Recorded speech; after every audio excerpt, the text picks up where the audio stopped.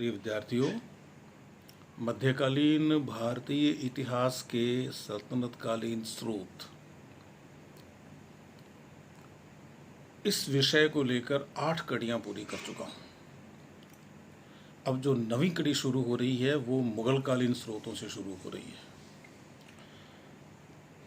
यदि आप पूरे मध्यकाल पर दृष्टि डालें, जिसे आजकल कुछ इतिहासकार संघर्षकालीन इतिहास भी कहने लगे हैं, मध्यकाल के इतिहास को, तो इस संघर्ष काल में इस समय हम जो बात कर रहे हैं, चाहे वो पीछे की 8 कड़ियों में बात की हो, चाहे वो आगे बात करेंगे, ये बातचीत केंद्रीय शासन को ध्यान में रखते हुए की जा रही है। और आप पाएंगे पूरे मध्यकाल में, चाहे वो सुल्तानों का काल हो, चाहे वो बादशाहों का काल हो, हमारे पास साहित्यिक स्रोतों की भरमार है। हमें खूब स्रोत मिले हैं। और चाहे कोई सुल्तान हो या बादशाह हो, वह खुद भले ही कोई बहुत बड़ा अध्येता न हो, भले ही उसे इतिहास की ज़्यादा समझ नहीं हो, भले ही वो साहित्य को ज़्यादा न जानता हो, लेकिन स्रोतों को संग्रहित करने में और ख़ास तौर से पुस्तकों के रूप में करीब करीब सभी जो बादशाह जो टिके, जिन्होंने शासन किया कुछ समय तक रुककर, उनकी रुचि रही है। और आप तो ये देखेंगे, मैं पिछले जब मैंने सल्तनतकालीन स्रोतों की बात की थी, तो मैंने तो कुछ ऐसे सुल्तानों के नाम लिए हैं। मैंने एक आक्रांता का नाम भी लिया है और ये बताया है कि विद्वान तो उनके साथ आते थे, वो अपने साथ रखा करते थे। तो ये जो परंपरा है वो इस्लाम के साथ भारत में आई। लेकिन मैं यदि इस केंद्रीय शासन की बात न करके, जब दिल्ली, खास तौर से दिल्ली और बीच में आगरा भी बाद में, तो इन केंद्रों को छोड़ दें अपन एक बार, बादशाहों को छोड़ दें और उसके पहले के सुल्तानों को छोड़ दें। वो अपना काम कर रहे हैं, वो शासन कर रहे हैं, ठीक है। उस समय हिंदुस्तान में, इस देश में जो राजा थे, जो महाराजा थे, या जो दूसरे लोग शासन करने वाले थे, ऐसे लोगों के बारे में आप अध्ययन करेंगे तो आप पाएंगे कि उनके पास भी ग्रंथों का भंडार मिला है। बहुत सारे मंदिर ऐसे थे जहाँ पर ये अध्ययन की सामग्री प्रचुर मात्रा में पाई गई है। तो अपने देश की तो ये परंपरा ही है, ज्ञान को, विद्या को सीखने का, सिखाने का। जिस देश में ऐसा चलन था कि एक मुंह से दूसरे मुंह तक वो बात पहुंच जाए, यानी श्रुत परंपरा थी, है ना, उससे याद कर लिया जाता था। नाम ही स्मृतियां हैं कुछ ग्रंथों का, एक दौर था पूरा। तो आप उस देश में बाहर से आने वाले भी अपने साथ इसी तरह की कोई परंपरा ले आएं, तो अब शासन उन्होंने किया, किस वजह से किया, क्या कारण हुए, उनको क्यों मौका मिला, वो एक अलग प्रश्न है। लेकिन उन्होंने शासन किया, सुल्तानों ने और बादशाहों ने। तो अपने शासन के दौरान उन लोगों ने पूरा महत्व दिया लेखन को, मैं ये कहना चाहता हूँ। इसीलिए उनको अवसर मिलते रहे। अमीर खुसरो कोई बहुत बड़ा योद्धा थोड़ी था, कितने युद्ध जीत लिए उसने, लेकिन उसको लगातार संरक्षण मिला। ये आपको ध्यान देना चाहिए। अच्छा, बहुत सारे लोग जो बादशाह नहीं बन पाए, जैसे दारा शिकोह है। अब दारा शिकोह का जो भारतीय रहस्यवाद है या भारतीय उपनिषदों में उसकी रुचि, आप जब दारा शिकोह को शाहजहां के बाद के उत्तराधिकार के युद्ध से अलग करके और एक विद्वान के रूप में देखेंगे, तो आप पाएंगे कि बेशक वो एक इस्लामी परिवार में जन्मा, लेकिन उसकी रुचि थी वो तो भारतीय दर्शन में थी। हम इतिहास के विद्यार्थी एक निरपेक्ष भाव से इन ग्रंथों का अध्ययन करेंगे। अच्छा,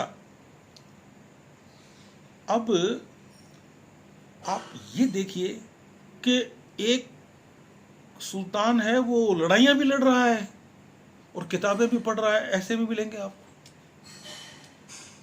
और बादशाहों में तो ये कई मिलेंगे। बाबर, जिसका पूरा जीवन उथल पुथल से भरा रहा, कभी यहाँ कभी वहाँ, लगातार लड़ाइयाँ, लेकिन उस आदमी ने भी अपने नोट्स लेने का काम शुरू कर रखा था। बाबरनामा के रूप में हमारे पास वो उपलब्ध है। अकबर जो पढ़ा लिखा नहीं है, और उसकी जो रॉयल लाइब्रेरी है, उसका जो शाही पुस्तकालय है आगरा में, उसमें 24,000 से ज़्यादा किताबें थी। और एक व्यवस्थित रूप में ये हस्तलिखित प्रतियां हैं। प्रतियां तो हस्तलिखित ही हुआ करती थी, लेकिन ये प्रतियां है, ये मूल प्रति है, ये इसकी कॉपी है। इस पुस्तक का ऐतिहासिक मूल्य ज़्यादा है, इसलिए इसको ज़्यादा संरक्षित रखना है। मूल्य के हिसाब से, महत्व के हिसाब से पुस्तकों का वर्गीकरण करके रखवाया उसने, जो खुद पढ़ा लिखा नहीं है। अबुल फजल लिखता है कि मेरा बड़ा भाई फैजी, जो दरबारी कवि था, उसके मरने के बाद में 1595 में 4300 हस्तलिखित पांडुलिपियां अकबर के शाही पुस्तकालय में जमा करवाई गई। तो एक परंपरा समानांतर रूप से चली, पहले से इस देश में थी, बड़ी समृद्ध परंपरा थी। अपने तो ये है कि बहुत यूं तो मैं तो नहीं कह सकता कि घर घर में पुस्तकालय था, लेकिन ऐसा कोई घर नहीं था इस देश में जहाँ पर कोई पुस्तक नहीं हो। और वहाँ पर जब ये लोग आए तो इन्होंने भी फिर वही काम अपने हिसाब से किया। अच्छा, संरक्षण मिला करता था लेखकों को। वो मर जाते थे तो उनके पीछे जो लोग रहते थे उनको मदद मिलती थी, मदद माश, ऐसे आप समझ सकते हैं। और फिर वो कोई छापा खाना तो था नहीं, कागज़ भी बाद में आया, इस समय तक तो आ चुका। तो लिखेगा कौन? हर लेखक है, उस ज़रूरी थोड़ी है कि उसकी हस्तलिपि अच्छी होगी। वो तो अपनी सूचनाओं को कलेक्शन करेगा, अभी काटेगा, पीटेगा, इधर से उधर लिखेगा, उधर से इधर लिखेगा। उन सारी चीज़ों को व्यवस्थित रूप से लिखने के लिए दूसरे आदमी फिर उसका अंतिम रूप देने के लिए सुलेखक होते थे बाकायदा। सुलेखन कला को खुशनवीसी कहा जाता था। और आप अचंभा करेंगे, मोहम्मद तुगलक, यानी एक, ठीक है, उसके बारे में अलग अलग धारणाएं हैं। कोई, किसी ने कह दिया कि वो पागल था, किसी ने कहा कि पागल नहीं था, किसी ने कहा बहुत क्रूर था, तो जैसा भी था, लेकिन मास्टर था वो हैंडराइटिंग का। हस्तलिपि उसकी बहुत जबरदस्त थी। तो अकबर ने तो ये कह दिया कि भाई देखो, अकबर के समय में वैसे ये व्यवस्थित काम शुरू हुआ था कि डे टू डे चीज़ों को लिखना चाहिए। पहले भी लिखा जाता था, लेकिन कोई विधिवत क्रम नहीं था। लेकिन अकबर ने तो ये कहा कि भाई देखो, 14 आदमी रख लो, दिन में 2 आदमी दरबार में रहेंगे और वो नोट करेंगे कार्रवाई को, और बाकी जो वो कार्रवाई है, बाकी समय में जो लोग दरबार में नहीं होंगे, उसके अलावा जो 12 आदमी हैं, वो उसको व्यवस्थित रूप में लिखेंगे बाद में, और आखिर में फिर वो खुशनवीसों से लिखवा कर और फिर वितरित कर दी जाएगी प्रांतों में, दूसरे मंत्रालयों में, और वही एक ऑफिशियल डॉक्यूमेंट होगा गवर्नमेंट का, सरकार का। तो इस तरह की व्यवस्था। अच्छा, जो उनका जो दफ्तर था, मुख्य दफ्तर था, और दूसरे भी जो दफ्तर हुआ करते थे, उनकी जो मुख्य जो भाषा है, लिपि है, वो तो फारसी है। और उस जमाने में जिसने फारसी पढ़ ली ना, वही पढ़ा लिखा। अब आप समझ लीजिए कि फारसी का महत्व क्या था। एक जमाना था जो संस्कृत जानता था, संस्कृत जिसको आती थी वो विद्वान। और बाद में तो ऐसा सत्यानाश हुआ इस देश में अंग्रेजों के आने के बाद में कि जिसको अंग्रेजी आ गई वो विद्वान। अब भी मैं देखता हूँ बहुत सारी जगह, मेरा आना जाना होता है, सामान्य सी सामान्य बात आदमी अंग्रेजी में कह रहा है तो लोग कह रहे हैं साहब विद्वान है, जानकार है। और इतिहास का मर्म बताने वाले व्याख्यान यदि हिंदी में किए जा रहे हैं तो अंग्रेजी वाले अपनी भौहें चढ़ा लेते हैं। इससे निकलना पड़ेगा, वो एक अलग विषय है। तो अकबर ने जो जो अपनी कार्यवाही का जो रिकॉर्ड सुरक्षित रखना लिखवाना शुरू किया ना, उसको वो बोलता था अखबार, आज का अखबार। और जब वो बहुवचन होता था तो फिर अखबारात हो जाते थे, इस महीने के अखबारात, इस सप्ताह के अखबारात। तो ये यहाँ से शुरू हुआ व्यवस्थित रूप में, थोड़ा अकबर के समय से और भी ज़्यादा व्यवस्थित हो गया। अब जैसे बाबर है, तो बाबर तो अपने नोट्स लेता था, उसकी किताब बाबरनामा के रूप में हमारे सामने है। उसको तुजुक बाबरी कहते हैं। चगताई तुर्की भाषा में, जो कि उसकी मातृभाषा थी, उसमें उसने लिखी है। अब आज लोगों को अपनी मातृभाषा बोलने में शर्म आती है। लोग पति पत्नी आपस में मारवाड़ी में बात कर रहे हैं, राजस्थानी में बात कर रहे हैं, बच्चों के साथ हिंदी में बात कर रहे हैं, और उससे भी ज़्यादा उनको मौका मिल रहा है तो वो अंग्रेजी में बात कर रहे हैं। पहली और तीसरी पीढ़ी के बीच का तो संबंध ही कट गया। बच्चा अपने दादा दादी नाना नानी की भाषा नहीं समझ रहा है। खैर, लेकिन बाबर ने अपनी मातृभाषा में लिखा, मैं ये कहना चाहता हूँ। और उसकी जो किताब है, अकबर के समय में ट्रांसलेशन हुआ उसका सबसे पहले, ऐसा माना अच्छा ट्रांसलेशन। शेख जैन वफाइक ख्वाजा था एक, जिसको पैदा खां बोलते थे, तो उस पैदा खां से लिखवाया अकबर ने कि बाबरनामा का अनुवाद करो, किया उसने। अंग्रेजी में भी कई अनुवाद हैं, लेकिन अंग्रेजी में जो सबसे अच्छा अनुवाद है, जो सबसे ज़्यादा प्रामाणिक माना जाता है ना, वो है मिसेज A.S. बेवरिज का, क्योंकि उसने मूल जो चगताई तुर्की के जो नोट्स मिले हैं ना बाबर के, उन नोट्स के आधार पर अनुवाद किया। लेकिन ये दुर्भाग्य है इतिहास का कि बाबर 48 वर्ष तक रहा और उसके जीवन के 18 वर्षों का विवरण इसमें है, और वो भी बीच बीच में कटा हुआ और है, वो भी नहीं मिलता है बीच बीच में। 1509 से लेके 1519 तक 10-11 साल का विवरण नहीं, 1520 से लेके 1529 9 साल का विवरण नहीं। अब ये विवरण गया कहाँ? यह तो नहीं हो सकता कि उसने लिखा नहीं होगा, तो इतना लिख रहा है तो वो बीच के वर्षों में ये थोड़ी ही लिखेगा नहीं। लेकिन बाबर का जीवन बड़ा उथल पुथल भरा रहा, कभी यहाँ कभी कहाँ। आप उसका जीवन पढ़ना कभी उस आदमी का। ये ठीक है, भारत पे ऊपर उसने हमला किया और यहाँ अपनी व्यवस्था कायम की, वो एक अलग विषय है।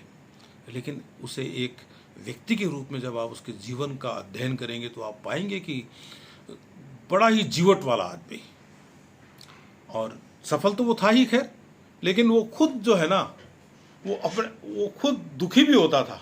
उसने लिखा है बीच में कई, जब वो दुखी हुआ है ना, तब उसने मतलब कई शेर डाले हैं बीच में, अपने बनाए हुए। तो ये कविता लिखना बाबर को आता था।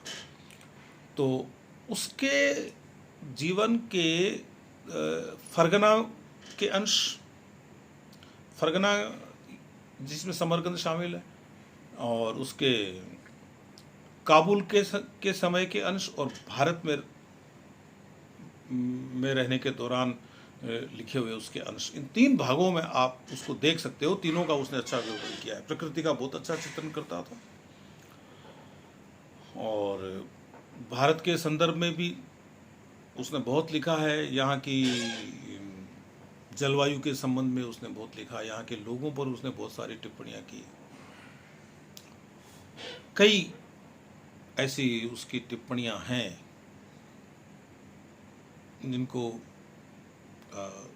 दोहराया जाता है इतिहास में, और जब मौका आएगा तो मैं बताऊंगा आपको। फिलहाल एक उदाहरण लीजिए आप। बाबर का हिंदुस्तान में आना हुआ, इब्राहिम लोदी को उसने हरा दिया, राणा सांगा से उसकी लड़ाई होनी थी, खानवा की लड़ाई हुई। अब वो अपने नोट्स में क्या लिखता है कि उस काफिर ने मुझे धोखा दिया, मेरे साथ वादा किया था कि तुम इब्राहिम लोदी पर उधर से हमला करना, मैं इधर से हमला करूंगा, और हम दोनों मिलके उसको निपटा देंगे और बाद में अपन देख लेंगे।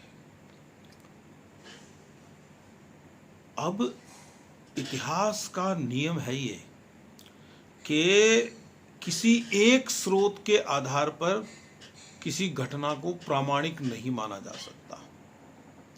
बाबरनामा को यदि हम एक प्राथमिक स्रोत मान लें तो इसकी पुष्टि करने के लिए हमें एक द्वितीयक स्रोत चाहिए, वो नहीं है। इसलिए बड़ी कक्षाओं में तो हम इन बातों की चर्चा कर लेते हैं, लेकिन छोटी कक्षाओं में ये चीज़ें दी नहीं जाती है जो प्रामाणिक नहीं होती है।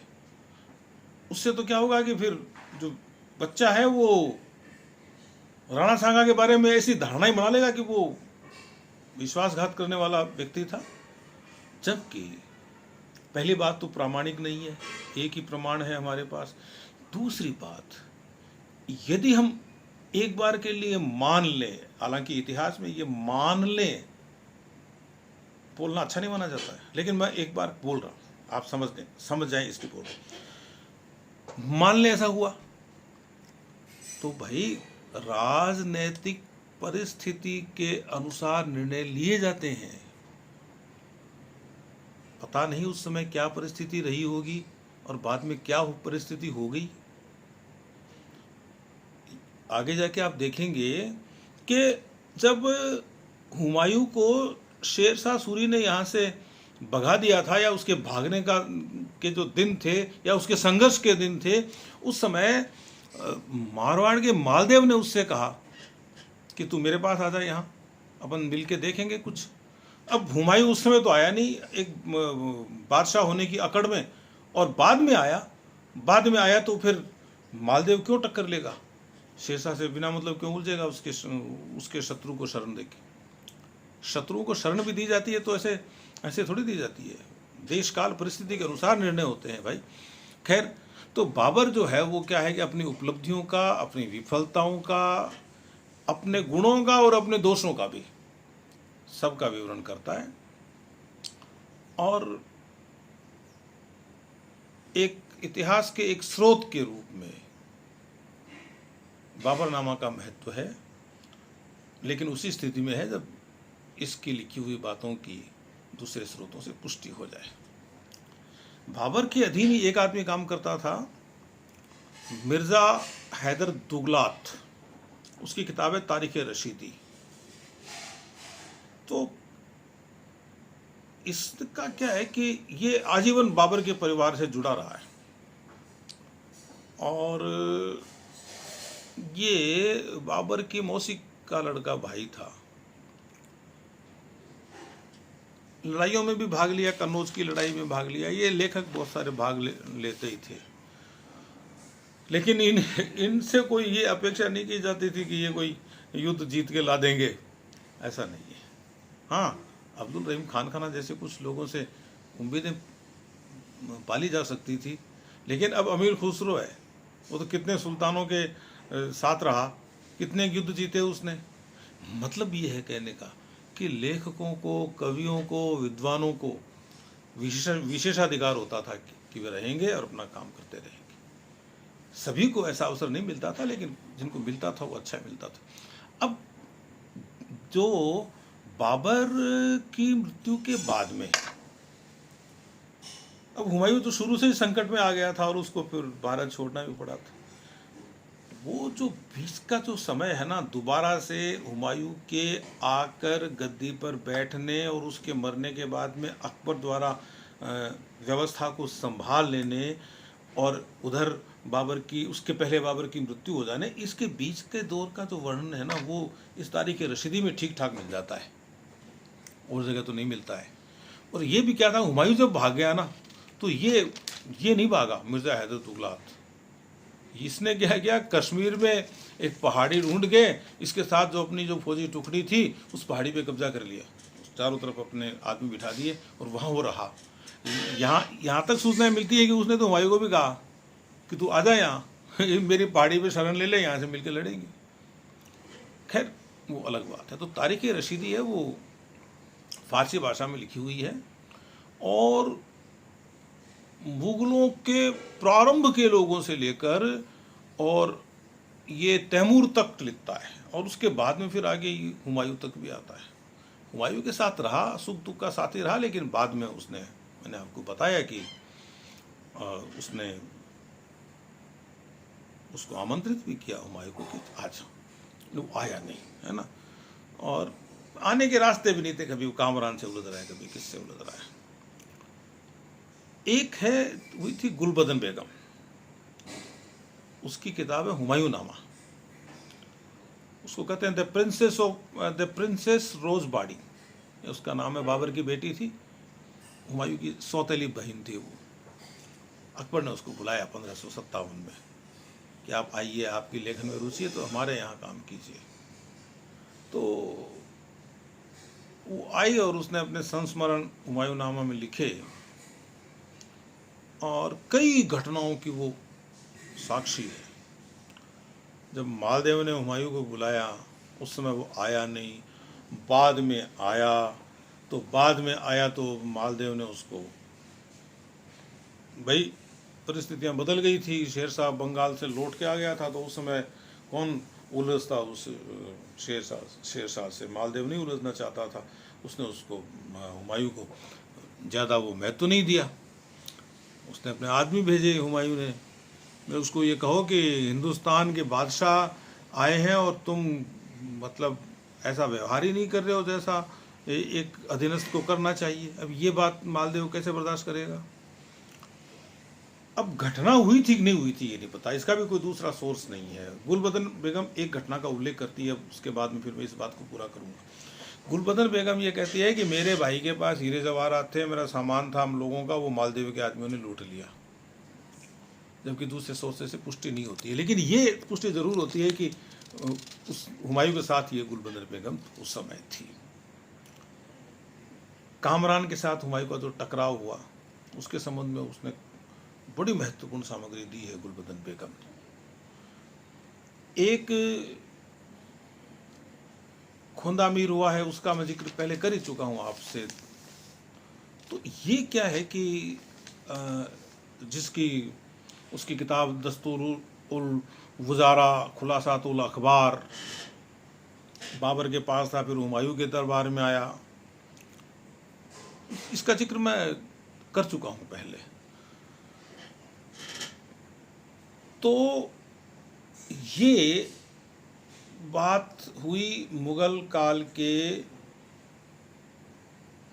जो स्रोत हैं उन स्रोतों की शुरुआत की, और दो मैंने उदाहरण भी आपके सामने रखे, बाबरनामा का और हुमायूं नामा का।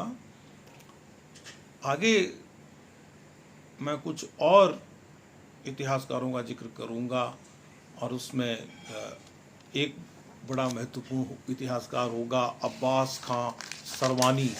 आपने नाम सुना है क्या? अब्बास खां सरवानी की बात करेंगे, अहमद यादगार की बात करेंगे जिसने तारीख़ सलातीन अफ़गान लिखा, तारीख़ दाऊदी लिखने वाले अब्दुल्ला की बात करेंगे। इस तरह से 2-3 लोगों की बात मैं करूंगा जो अफ़गानों के बारे में जानकारी देंगे। अफ़गान कौन? हुमायूं को शेरशाह ने भगा दिया और वो रहा, और उसके बाद में हुमायूं वापस आया और फिर अकबर का शासन हुआ। तो ये बीच का दौर मुग़ल काल में, ये जो बीच का दौर है वो शेरशाह सूरी का, बाद में उसके कमज़ोर से उत्तराधिकारियों का, तो उस दौर के भी इतिहासकारों की बात हमें करनी चाहिए तो करेंगे। हाँ, मैं उसकी बात कह रहा था अब्बास खां सरवानी की। वो आप सब जानते हैं, सब पढ़ के आए हैं, बार बार पढ़ते हैं कि ये किसने कहा कि एक मुट्ठी बाजरे के लिए मैं हिंदुस्तान की बादशाहत खो देता। तो ये शेरशाह सूरी ने कहा, सुमेलगिरी के युद्ध के संदर्भ में कहा जो उसका मालदेव से हुआ था। और इसका जो सोर्स है वो तारीख़ शेरशाही है, जो इसकी किताब है अपने अब्बास खां सरवानी की। तो इसलिए मध्यकालीन भारतीय इतिहास में मुगल काल के स्रोतों को पढ़ना भी कम रोचक नहीं है। समय की मर्यादा है, कोशिश करेंगे कि आगे थोड़ा जल्दी जल्दी अपन इसको समेट लें, क्योंकि बहुत सारा पाठ्यक्रम है, बहुत बड़ा पाठ्यक्रम है।